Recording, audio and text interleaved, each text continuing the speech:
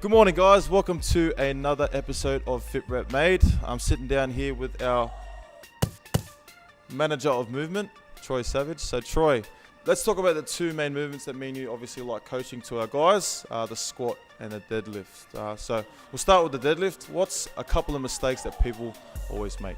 Okay, so with the deadlift, the main mistake everyone makes is they put too much weight on the bar to begin with. They allow no time to be able to develop the strength. So think of a general population person going in and to do deadlifts. Everybody thinks it's a strength exercise, load the bar up as much as possible. They load it up and they obviously use bad techniques. So it's putting a lot of pressure on your back. They're not firing the right muscles to lift. They're less legs or back. So if you're thinking about an injury, and an easy way to injure your back is to deadlift heavy straight away. So what we like to coach is a very good technique. We like to progress the movement, starting at an RDL, and then we slowly progress to an actual deadlift. A safer way to do a deadlift is to use a trap bar. We have a trap bar here, and it just puts your weight in the center of the bar. This is much more safer for beginners, and then just start at a light weight before you can really get the proper technique, and then start adding on weight for your lifts. Knowledge bombs on your ass.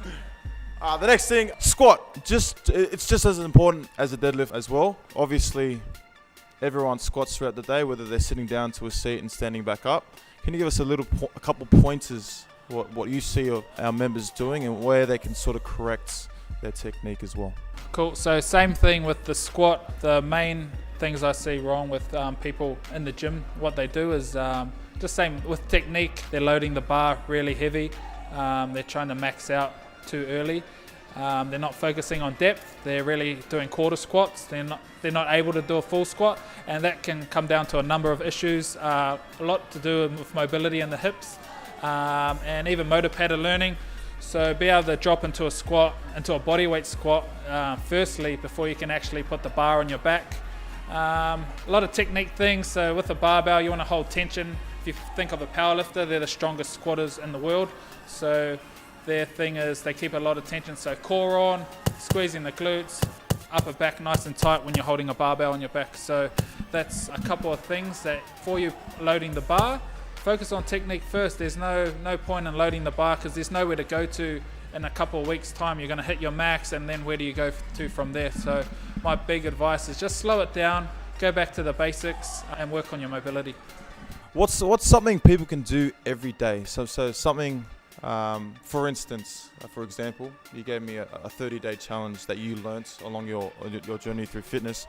But what's something people can do every day to sort of tick off those boxes when it comes to mobility, stretching, and being able to move how you want them to move? So the number one stretch I give everyone is they call it a couch stretch. So it's a hip flexor. So as we go through life, we wake up, we sit down to eat breakfast, we drive in a car to go to work, we work in the office, we sit down again.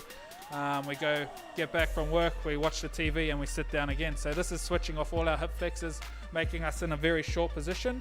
So the stretch I give everyone is a couch stretch. I'll just give a little demonstration. So all it is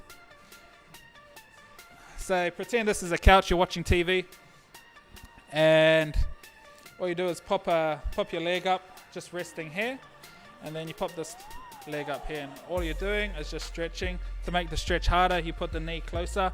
So that's the end goal, to get the knee right up against your couch, and then just to pop up. And then I prescribe to hold 2 minutes each side, and that will really develop this stretch so you can have the right mobility to be able to squat deeper. So this will help you with your squats.